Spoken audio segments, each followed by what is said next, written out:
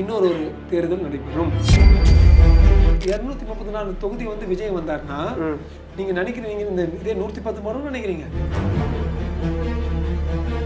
20-30 வருஷத்துல காசே கொடுக்காம காமராஜர் எல்லாம் பண்ண மாதிரி, எம்ஜிஆர் பண்ண மாதிரி காசு கொடுக்காம இது மாதிரிலாம் திட்டங்கள் கொடுக்கணும்னு மட்டும் சொல்லி விஜயோடைய பேருக்கு அவங்க ஜெயிச்சிருக்காங்க. அப்பன் பையன் மருமகன் அது மாதிரி இருந்த அந்த குடும்ப ஆட்சி எல்லாருக்கும் ஒரு மாதிரி ஒரு கோபமா இருந்துச்சு. எல்லாரும் ஒட்டுமொத்தமா இங்க வந்தது ஒரு 2வது பெரிய வெற்றி. திமுக வந்து உலகத்திலே ரொம்ப பவர்ஃபுல்லான எதிர்கட்சி. அவங்க மாதிரி எந்த ஒரு எதிர்கட்சியும் இயங்க முடியாது. ஒரு சின்ன மிஸ்டேக் கண்டன ஆர்ப்பாட்டம், இதை போடு அதை போடு. இப்ப இவர் விட்டாருன்னு வச்சுங்களேன், 2-3 நாளைக்கு எங்கடா போச்சு 18,000, எங்கடா போச்சு 18,000, எங்கடா போச்சு கேஸ் சிலிண்டர் கேட்டு அதிமுக வந்து கொஞ்சம் லைட்டா விட்டுருவாங்க. திமுக விடவே மாட்டாங்க. நிறைய அமைச்சர்களாக இருக்கட்டும், இங்கே சட்டமன்றத்தில் பேசக்கூடியவங்களாக இருக்கட்டும், அவங்க எல்லாருமே தோற்றுருக்காங்க. அவங்க சட்டமன்றத்துக்கு ரொம்ப தேவை அப்படிங்கிற ஒரு விஷயத்த வந்து டாக்கு ஒன்று இருக்குது. 1008 பேர் பேசுவாங்க. பேசுகிற ஆளெல்லாம் சட்டமன்றத்துக்கு போகக்கூடாது. தகுதி உள்ள ஆள் தான் சட்டமன்றத்துக்கு போகணும்.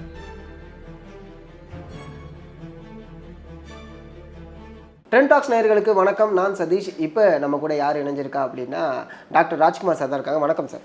வணக்கம் சதீஷ். நேயர்களுக்கு வணக்கம். அதாவது தேர்தலுடைய ரிசல்ட் வந்துடுச்சு. யாருமே எதிர்பார்க்காத லெவலில் வந்து பார்த்தீங்கன்னா டிவிகேவுடைய கவுண்ட் வந்து ரொம்ப இன்க்ரீஸில் இருக்குது. விஜய் சிஎம் ஆகிறதுக்கான பாசிபிலிட்டிஸ் என்னென்ன? ஏன்னா 118 வேணும் ஒரு சிஎம் ஆகணும் அப்படின்னா. ஸோ அதுக்கான பாசிபிலிட்டிஸ் என்னென்ன இருக்குது அப்படிங்கிறது ஒரு கேள்வியாக இருக்குது சார். அதை நீங்கள் எப்படி பார்க்குறீங்க? பார்த்தீங்கன்னா இப்போ திமுக ஒரு முறை கூட தனி பெரும்பான்மை பெற்று ஒரு முறை கூட அவங்க தனி பெரும்பான்மையோட அவங்க வந்து ஆட்சி அமைக்கல. எப்போவுமே காங்கிரஸ் ஒரு 10-15, ஒரு வாட்டி பாமக, ஒரு அப்புறம் விசிகே, இவங்க எல்லாம் வச்சுக்கிட்டு கம்யூனிஸ்ட்டு எல்லாம் வச்சு தான் பண்ணுவாங்க. ஸோ அது மாதிரி ஒரு கோalition கவர்மெண்ட் வர வாய்ப்புகள் இருக்குது. நாங்கள் வந்து ஒரு பாஜக மனிதனாக, ஒரு தேசிய ஜனநாயக கூட்டணி மனிதனாக ஒருவேளை எங்களை கேட்டாங்கன்னா நாங்கள் சப்போர்ட் கொடுப்போம். இந்திய சப்போர்ட்டோட இருக்கும், நல்லாயிருக்கும். ஒரு கணிசமாக ஒரு 50-60, அவர் ஒரு 110னா ஒரு 160 இருக்கும்னு நாங்கள் நினைக்கிறோம். அவர் கேட்டால் கேட்பார். அப்படி கேட்கல என்றால் இன்னொரு விஷயம், ஒரு பொருளை என்ன அடிப்படுது என்றால், இந்த சின்ன திமுக கூட்டணியிலிருந்து சிதைந்த பார்ட்டிஸ்க்கு கம்யூனிஸ்ட் பார்ட்டி 1-2, மார்க்சிஸ்ட் 1-2, காங்கிரஸ் திமுகவோட ரொம்ப அதிருப்தி பெற்று இயங்கிக் கொண்டிருக்கின்ற காங்கிரஸ் 6 பேர். இந்த 6 இங்கே 2 வந்தாங்கன்னா முடிஞ்சதே 10 பேர். அப்படி வந்தால் லைட் இங்கே 118 வந்துடும் அப்படின்னு வச்சுக்கலாம். அப்படி இல்லாத இப்போ டிஎம்கேல பேசின மாதிரி ஏடிஎம்கேலேருந்து பிஎம்கே நகரத்துக்கான வாய்ப்புகள் அதிகமாக இருக்கும் அப்படிங்கிற ஒரு டாக் ஒன்று சொல்கிறாங்க. அவ்வளவு அதிகம் இல்லை. ஏனென்றால் அந்த மாதிரி சௌமியா அன்புமணி வந்து பாமக அவங்க ஜெயிச்சுட்டு இருக்காங்க.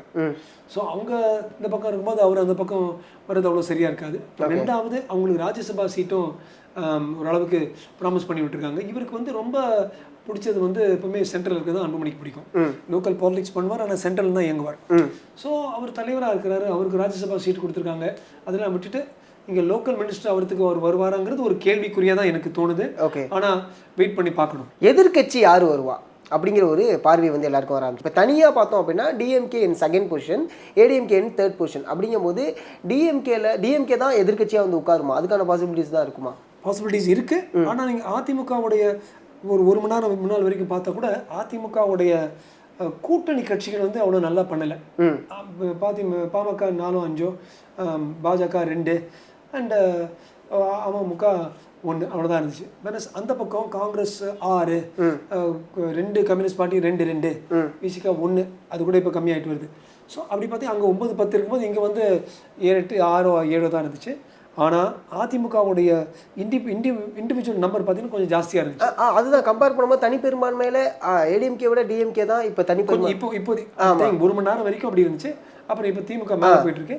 இவங்க 2 கட்சிகள் ஏதாவது ஒரு கட்சி தான் வரணும். ஆனால் இப்போ வந்து மு.க. ஸ்டாலின் அவர்கள் வந்து கொளத்தூரில் தோல்வி விட்டதுனால it will be either Sekar Babu வரலாம், அல்லது இவர் கே நேரு வரலாம், அல்லது உதயநிதி ஸ்டாலின். ஒரு துணை முதல்வராக ஒரு பொசிஷனில் இருக்கும்பொழுது அவர் தான் வந்து ஆட்டோமேட்டிக்காக எதிர்கட்சியுடைய தலைவராக வருவாருங்கிறதுல ஒரு பெரிய சந்தேகம் எனக்கு இல்லை. சட்டமன்றத்துக்குள்ளே போகிறதுக்கு ஸ்டாலின் அவர்கள் இப்போ இல்லை. அப்படிங்கும்போது உதயநிதியோ ஆர்எல்ஸ் சேகர் பாபு அவர்களோ இல்லை நேரு அவர்களோ இவங்களுடைய தலைமையில் தான் சட்டமன்றத்தை அவங்க கையாள போகிறாங்க. அப்பாவும் தோல்வி விட்டுறாரு, ஸ்பீக்கரும் இஸ் லாஸ்ட்.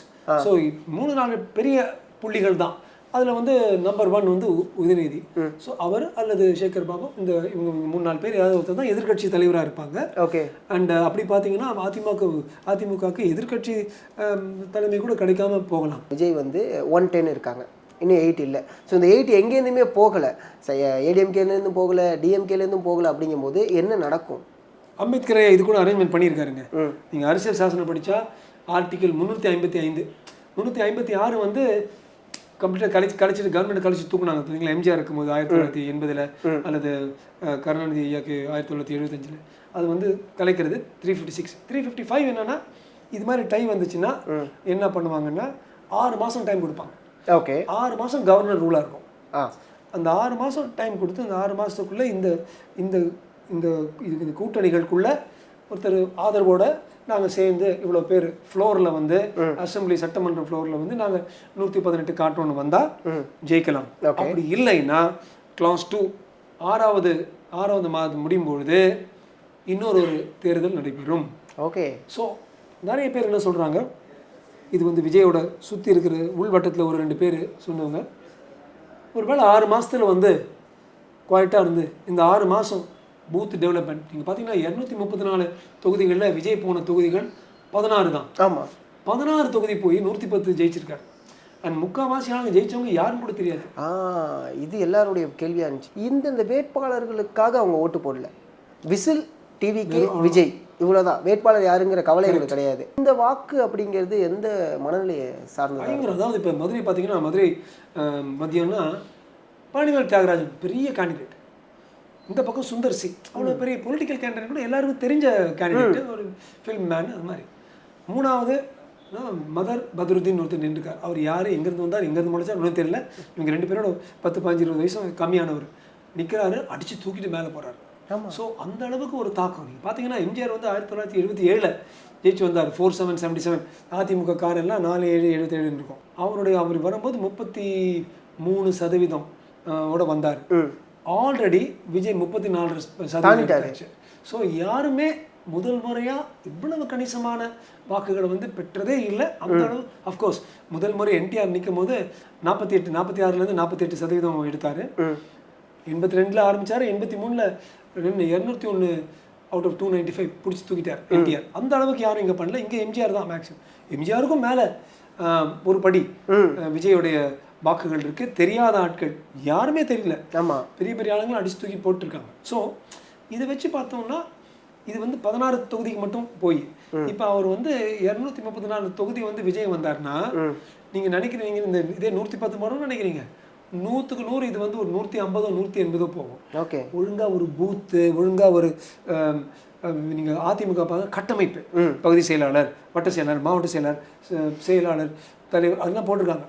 இவங்க வந்து ஒரு மாதிரி ஸ்கெட்ச் போட்டிருக்காங்க, அவ்வளோதான். ஓகே, லேசாக தான் மேலோட்டமாக. ஓகே, சும்மா ஒரு மனிதனுடைய கேரிஸ்மாவில் ஓடுது. இந்த கட்டமைப்பும் கொண்டு வந்தாங்கன்னா 100க்கு 100 6 மாதத்தில் 180 150 200 எடுத்து அவர் சிஎம் ஆவார். ஒரே ஒரு பார்ட்டி தான் அப்படி இருக்கும். ஓகே, பட் 6 மாதம் அவர் வெயிட் பண்ணி அப்படி பண்ணுவாரா, அல்லது இப்போயே ஒரு டிஸ்கஸ் பண்ணி காம்ப்ரமைஸ் பண்ணி சமரசம் பண்ணி யாராவது எடுத்துப்பாங்கிறது அடுத்த 2 நாளில் தெரிஞ்சிடும். அப்படி பார்த்தா முதல்வராக விஜய் தானே இருப்பார். நிச்சயம் துணை முதல்வருக்கு தான் இங்கே வந்து வாய்ப்பு வரும். உள்ளே வரவங்களுக்கு காங்கிரஸ் உள்ளே போகுது பட்சத்தில் துணை முதல்வராக காங்கிரஸில் உள்ளவங்க இருப்பாங்களா? அங்கே தான் அந்த ஹார்ஸ் குதிரை பேரம் கொஞ்சம் நடக்கும்னு நினைக்கிறேன். இவ்வளோ பேர் வராங்க. ஒரு சுயேட்சையை வேறு இருக்காங்க.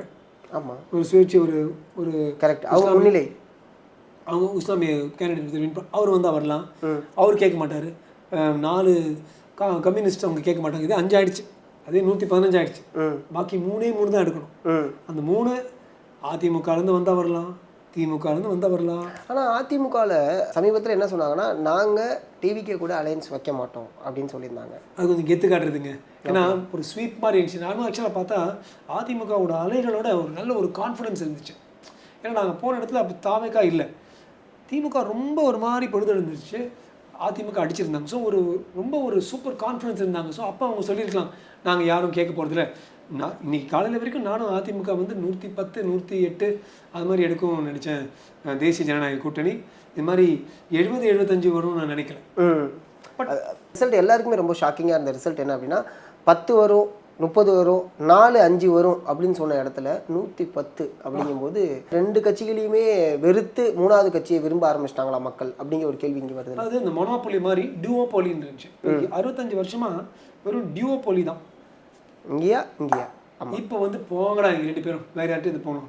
இப்போ நான் ஒரு முக்கியமான விஷயம் மக்கள்கிட்ட சொல்ல விரும்புகிறேன். ஒன்று எனக்கு தெரிஞ்சு 3-4 இடங்களை தான் கொஞ்சோண்டு பணம் பட்டுவாடா பண்ணாங்க விஜயோட ஆளுங்க. 234 ஆளுங்க இடத்துல. மற்ற எல்லா இடத்துலையும் முதல் முறையாக கடந்த 20-30 வருஷத்துல காசே கொடுக்காம, காமராஜர்லாம் பண்ண மாதிரி, எம்ஜிஆர் பண்ண மாதிரி காசு கொடுக்காம இது மாதிரிலாம் திட்டங்கள் கொடுக்கணும்னு மட்டும் சொல்லி விஜயோடைய பேருக்கு அவங்க ஜெயிச்சிருக்காங்க. அதை நான் ரொம்ப பாராட்டுறேன். அப்படி நோட்டு ஓட்டு நிறைய பேர் எனக்கு தெரியும். தாவைக்கால நின்னவங்க பெரிய பணக்காரங்களாம் இல்லை. வேற எந்த கட்சிக்கு போனா கூட, நான் சென்ட்ரல் பேர் சொல்ல விரும்பல, அது ரொம்ப நாங்கள் ஜனநாயகம் பார்க்குற ஒரு மத்திய கட்சி சொன்னாலும் சரி, அல்லது லோக்கல் கட்சி, எவ்வளோ உங்கள் பொட்டி திறந்து கொடுப்பீங்க? 10 கோடி நீங்கள் ரெடியாக வச்சு பண்ணுறீங்களா? 20 கோடி ரெடி பண்ணீங்களா? எவ்வளோ கொடுப்பீங்க? பட்டுவாடா பண்ணுவீங்களா? அதெல்லாம் ஒன்றும் இல்லாமல் ஜெயிச்சிருக்காங்க மக்கள். நானும் நிறைய மாதிரி உங்களுடைய எலெக்ஷன் இன்டர்வியூவில் சொல்லியிருக்கேன், காசு வாங்கிக்கிங்க, உங்கள் காசு தான், ஆனால் சரியான ஆளுக்கு போடுங்க. மக்கள் நல்லா அதை பண்ணியிருக்காங்க. இனிமேல் என்ன, காசு கொடுத்தீங்கன்னா கூட நாங்கள் காசு வாங்குவோண்டா, ஆனால் சரியான ஆளுக்கு தான் போடுவோண்டான்னு சொல்லியிருக்காங்களே, அது ஒரு பெரிய மாற்றம். 2வது மாற்றம், அப்பன் பையன் மருமக அது மாதிரி இருந்த அந்த குடும்ப ஆட்சி எல்லாருக்கும் ஒரு மாதிரி ஒரு கோபமாக இருந்துச்சு. அந்த குடும்ப ஆட்சி இல்லாமல் நாங்கள் வெளி தள்ளி போவோம்னு சொல்லி எல்லாரும் ஒட்டு மொத்தமாக இங்கே வந்தது ஒரு 2வது பெரிய வெற்றி. பெரிய வெற்றிகள், குடும்ப ஆட்சி இல்லாதது, கரப்ஷன் இல்லாதது. 3வது வந்து எனக்கு என்ன பெரிய வரினா, இப்போ விஜய் வந்துட்டாருன்னா என்ன சைன் முதல்ல போடுவார்? என்னென்ன, ஏன்னா நிறைய மேனிஃபெஸ்டோ அவங்க சொல்லியிருந்தாங்க, அதில் எது பாசிபிலிட்டிஸ் அப்படிங்கிற ஒரு கேள்வி இருக்குது. 2 கோடி குடும்பங்கள் இருக்கு, ஹவுஸ் ஹோல்ட்ஸ்னு சொல்லுவாங்க தமிழ்நாடுல. 1.85 crore. நம்ம ஒரு கணக்காக 2 கோடி பண்ணால் ஒவ்வொரு ஹவுஸ் ஹோல்ட்லையும் ஒரு லேடி வச்சுக்கோங்க. அப்போ 2500 ரூபாய் நம்ம கொடுத்தோம், 5000 கோடி டெப்பு. ஆயிடுச்சா? 2வது 200 யூனிட். இப்போ 200 யூனிட் வந்து 500 ரூபாயிலேருந்து 1000 ரூபாய் வரைக்கும் ஆகுது. 200 500 ரூபான்னு வச்சுக்கிட்டு கூட 1000 ரூபாய் கூட விட்டுருங்க. 500 ரூபாய்னா கூட 2 யூனிட்டுக்கு ஒரு 1000 ரூபாய். அப்போ நீங்கள் வந்து 2 கோடி மக்களுக்கு நீங்கள் கொடுக்கணும்னா 1000 கோடி ஆயிடுது. 1000 கோடி ஆயிடுச்சா? கேஸ் சிலிண்டர் 2 கோடி மக்களுக்கு நீங்கள் கொடுக்கணும், ஒன்று 6000 ரூபாய் ஆகுது. 6 சிலிண்டர் 6000 ரூபாய், 12000. இந்த முதல் சிக்னேச்சர்லேயே 18000 கோடி ஆகுது. பலர் வந்து இதில் பேசுகிறாங்க வலைதளங்களில், சார் அங்கே எங்கே விஜய் அவர் சம்பாதிக்கிறாருங்க, நீங்கள மற்றவங்கள ஏமாத்துறாங்க. 18000 கோடி விஜய்கிட்ட இருக்கா? அதான் அவர் கையில் கொடுத்துருவாருங்க. நானும் நிறைய இதில் சொல்லியிருக்கேன், இன்டர்வியூஸில் சந்தோஷமாக சொல்லியிருக்கேன். 250 கோடி 300 கோடி ஒரு வருஷம் சம்பாதிக்கிற ஒரு மகான், காசு வைஸ் பிக் கை, ஒரு பெருந்தகன், செல்வ பெருந்தகன்னா காங்கிரஸ் இல்லை, என்னை பொறுத்த வரைக்கும் விஜய் தான். அந்த செல்வ பெருந்தகன் வந்து எல்லாத்தையும் விட்டுட்டு நான் பாலிடிக்ஸ்க்கு வரேன்னு சொன்னது ரொம்ப பெருசு. இவங்கெல்லாம் அவருக்கு. ஆனால் அந்த 250 கோடி 300 கோடியிலேருந்து முதல் சிக்னேச்சரில் இது நீங்கள் பார்த்தீங்கன்னா நம்ம போட்ட இந்த சிம்பிள் கணக்கே 18000 கோடி வருது. எங்கேருந்து 18000 கோடி அவரோட காசு வந்து கொடுப்பாரு? நம்பர் 1.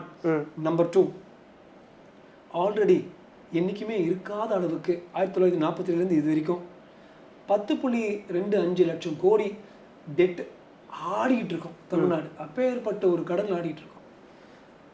6 லட்சம் கோடி திமுக எடுத்திருக்காங்க. அவங்க வரும்போது 4.25, இப்போ 10.25. அவங்க வந்து ஒரு கஜானா எம்டி கொடுத்துட்டு போனா பரவாயில்ல, பயங்கர நெகட்டிவ்ல கொடுத்துட்டு போயிருக்காங்க. அதை எப்படி இவர் மேனேஜ் பண்ணணும்? எங்கே போய் கேட்கணும்?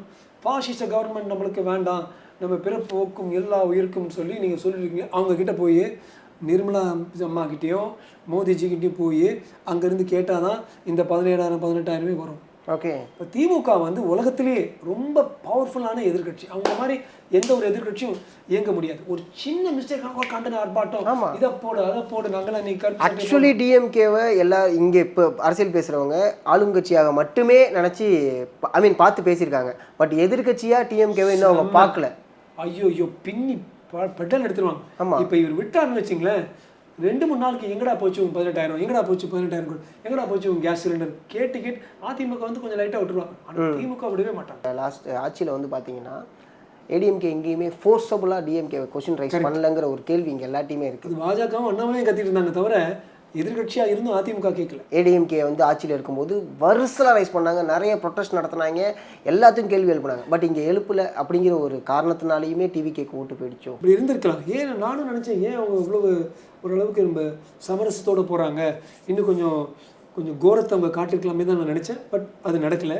ஸோ விஜய்க்கு வந்து it's not an easy task. இப்போ போய் சீஃப் செக்ரட்டரி முதற்கொண்டு எல்லாம் அப்பாயின்மெண்ட் பண்ணி எல்லாமே first time youngsters, ministers appoint பண்ணி, கவுன்சிலர் மினிஸ்டர்ஸ், சீஃப் செக்ரட்டரி பண்ணி இந்த சிக்னேச்சர் எந்த முதல் சிக்னேச்சர் நாங்கள் நீட்டுக்கு போடுவோம், முதல் சிக்னேச்சர் டாஸ்மாக்கு போடுவோம்னு சொன்னாங்களே. உதயநிதி சொன்னார், ஸ்டாலின் சொன்னார், நம்ம கனிமொழி சொன்னாங்க. 5 வருஷம் நாங்கள் எல்லாம் அடி நடிச்சிருந்தோம். எங்கே போட்டீங்க சிக்னேச்சர், முதல் சிக்னேச்சர். எப்போ இந்த முதல் சிக்னேச்சர் ரொம்ப கேர்ஃபுல்லாக இருக்கும். ஆமாம், இவர் ஆல்ரெடி இந்த 3 கமிட்மெண்ட் பண்ணியிருக்காரு. அந்த 3 கமிட்மெண்ட் வந்து மாமோ எங்கே போச்சு உங்க தங்கம்னு ஆரம்பிச்சிருவாங்க திமுக. ஸோ அவருக்கு is a tough job ahead. But we hope and pray தமிழ்நாடுக்கு நல்லது நடக்கணுங்கிற ஒரு இன்டென்ஷனோடு அவர் வரார் Vijay. So we want good to happen through the TVK, through Vijayan, whoever rules. And டெஃபினட்டாக மக்கள் இந்த வாட்டி எஸ்ஐஆர் கடைசியாக ஒன்று சொல்லிடுறேன். 32 to 35 லட்சம் ஓட்டு சென்னையில், அதாவது 16 கான்ஸ்டியூன்சிங்க, 2 to 3 லட்சம். ஸோ மேக்ஸிமம் 40 லட்சம் தான். அதில் வந்து நீங்கள் வெளியில் எடுத்தது 12 லட்சம் ஓட்டு வந்து கள்ள ஓட்டு எடுத்திருக்காங்க. நிறையா அந்த கொளத்தூர் 1000 லைட்ஸ், சேப்பாக் ட்ரிப்ளிகேட், இது யார்? கொளத்தூர் ஸ்டாலின். 1000 லைட்ஸ் எழிலன், சேப்பாக் உதயநிதி. இங்கேருந்துலாம் அவ்வளவு லட்சக்கணக்காக இருக்குது. அப்படின்னு பார்த்தீங்கன்னா 2021 வந்த எலெக்ஷனே ஒரு ஃப்ராட் எலெக்ஷன். அப்படின்னா இந்த 12 லட்சம் கள்ள ஓட்டு, இருக்காத ஓட்டு. கொளத்தூரில் பார்த்தீங்கன்னா 3-4 வீட்டில், ஒவ்வொரு வீட்லையும் 400 எப்படிங்க ஒரு வீட்டில் 500 பேர் உட்காந்துட்டு இது போடுவாங்க. இப்போ நீங்கள் பார்த்தீங்கன்னா இப்போ கூட கவுண்டிங்கில் பார்த்தீங்கன்னா leading by Nainar, leading by 777 votes. தள்ளி doctor Nagesh leading by 250 votes அப்படி இருக்குது. அப்போ எவ்வளோ டைட்டாக இருக்கும்போது இதில் போய் 12 லட்சம் ஓட்டு நீங்கள் ஆட் பண்ணிங்கன்னா 30% நேச்சுரலி அவங்க தான் வின் பண்ணுவாங்க. ஸோ எஸ்ஐஆர் வேண்டாம்னு திமுக எல்லா இடத்தையும் போட்டாங்கல்ல, இதனால தான் எஸ்ஐஆர் வந்துச்சுன்னா ஒட்டு மொத்தம் கள்ள ஓட்டு போகணும், மக்களுக்கு தெரியணும். இது திமுக பண்ணாலும் சரி, அதிமுக பண்ணாலும் சரி, பாஜக பண்ணாலும் சரி, தப்புங்கிற தப்பு. Yes, of course. ராகுல் காந்தி அவர்கள் ரீசெண்டாக அவர் வெளியிட்ட அந்த ஒரு ஃபேக்ட்ஸ்லேயே நம்மளுக்கு தெரிஞ்சு எத்தனை கள்ள ஓட்டுகள் இருந்துச்சு அப்படின்னு சொல்லிட்டு அவர் வெளியிட்டார். சமீபத்தில் கூட ஒரு பொன்மணி பிரேசிலில் இருக்கக்கூடியவங்களுடைய ஓட்டு, அவங்க அத்தனை இடத்துல ஓட்டு போட்டு தப்பு தான், யார் பண்ணாலும் தப்பாமா. எலெக்ஷனே ஒரு பிம்பம், எலெக்ஷனே ஒரு ஃப்ராடு. எஸ்ஐஆர் வந்ததுனால எஸ்ஐஆர் எங்களுக்கு வேண்டாம் சொல்லிட்டு தெரிஞ்சது ஏன்னு மக்களுக்கு தெரியணும். 2021 election also was a fraudulent election. Okay, டெஃபினட்டாக சரியான நம்பர்ஸ் இல்லை. எஸ்ஐஆர் கொண்டு வந்தது அப்புறம் தான் சரியான நம்பர்ஸ். ஸோ ஒருவேளை 2021 எஸ்ஐஆர் பண்ணியிருந்தா அப்போ கூட திமுக தோத்துருக்கலாம். அது வந்து போலிங் இன்க்ரீஸ் ஆனதுக்கு விஜயும் ஒரு காரணம், எஸ்ஐஆரும் ஒரு காரணம். ஸோ ஆக்சுவலாக கம்மி பண்ணதுனால 97 லட்சம் கம்மி பண்ணி அண்ட் எக்ஸ்ட்ரா அது டினாமினேட்டரில், நியூமரேட்டரில் வந்து மேலே போடுற நம்பரில் 24 லட்சம் அதிகமாக வந்ததுனால அது 77 வந்து ஒரு 83 84 வந்திருக்கு. ஸோ அதனால தான் அது ஒரு ஸ்லைட்லி அதுவும் ஒரு பிம்பம் தான். ஓகே, பட் எஸ்ஐஆரோட வேல்யூ இப்போதான் இதுதான் ஜனநாயகம். இப்போ யார் வின் பண்ணாலும் கருணாஸ் தான் எல்லாம் வின் பண்ணி சீஃப் மினிஸ்டர், கருணாஸ் அது ஜனநாயகம். இப்போ விஜய்னா விஜய் ஜனநாயகம். இப்போ ஓகே கள்ள ஓட்டோட ஒத்துக்கூடாது. நிறைய அமைச்சர்களாக இருக்கட்டும், இங்கே சட்டமன்றத்தில் பேசக்கூடியவங்களாக இருக்கட்டும், அவங்க எல்லாருமே தோற்றுருக்காங்க. அவங்க சட்டமன்றத்துக்கு ரொம்ப தேவை அப்படிங்கிற ஒரு விஷயத்த டாக்கு ஒன்று இருக்குது. 1008 பேர் பேசுவாங்க, பேசுகிற ஆளெல்லாம் சட்டமன்றத்துக்கு போகக்கூடாது, தகுதி உள்ள ஆள் தான் சட்டமன்றத்துக்கு போகணும். ஜனநாயகம் உங்களுக்கு நிறைய சான்ஸ் இருந்துச்சு, 5 வருஷம் இருந்துச்சு. அப்படி இருந்தும் மக்கள் உங்களை வந்து தேர்ந்தெடுக்கலன்னா குவாய்ட்டாக வீட்டுக்கு போய் ஏன் மக்கள் நம்மளை தேர்ந்தெடுக்கல? இப்போ அந்த 4 C சொல்லுவாங்களே, கலெக்ஷனு, கரப்ஷனு, கமிஷனு அண்ட் காஸ்ட், இந்த 4 தான் பார்ப்பாங்க. ஓகே, எந்த ஜாதி, கமிஷன், கலெக்ஷன், இந்த 4 C's போய் கொஞ்சம் ஒரு டிக்னிட்டி, மனிதர் பிறப்போக்கும் எல்லாம் இருக்கும், யங், அந்த டிக்னிட்டி, டெலிவரி, இது மாதிரி விஷயங்கள் வந்துருச்சு. So governance. Okay, at the same time நீங்கள் சொன்ன ஒரு விஷயந்தான், இந்த ஆட்சியில் கரப்ஷன் இல்லாமல், கேஸ்ட் இல்லாமல், ரேப் இல்லாமல், தெஃப்ட் இல்லாமல், மர்டர் இல்லாமல் இருக்குமா அப்படிங்கிற ஒரு கேள்வி இப்போ எல்லார்ட்டையும் வர ஆரம்பிச்சு, அதை எல்லாருமே எதிர்நோக்கி பார்க்க ஆரம்பிச்சிட்டாங்க. இதுக்கப்புறம் என்ன நடக்க போகுது? சிஎம் ஆவாரா, இல்லை கவர்னர் ஆட்சி நடக்குமா, இல்லை 6 மாதத்துக்கு அப்புறம் திருப்பி எலெக்ஷன் நடக்க போகுதா அப்படிங்கிற ஒரு கியூரியஸுமே அதிகமாக இருக்குது. பாசிபிலிட்டி அதுவும் இருக்குது. டெஃபினட்டாக யுவர் கரெக்ட், அந்த பாசிபிலிட்டி இருக்குது. கண்டிப்பாக அவர் வந்து ஒரு தனி பெரும்பான்மையோட 200 பேரோட வரணும்னு கூட நினைக்கலாம். That also may happen. ரொம்ப நன்றி சார், தேங்க்யூ ஸோ மச். நன்றி சதீஷ், நேயர்களுக்கும் நன்றி.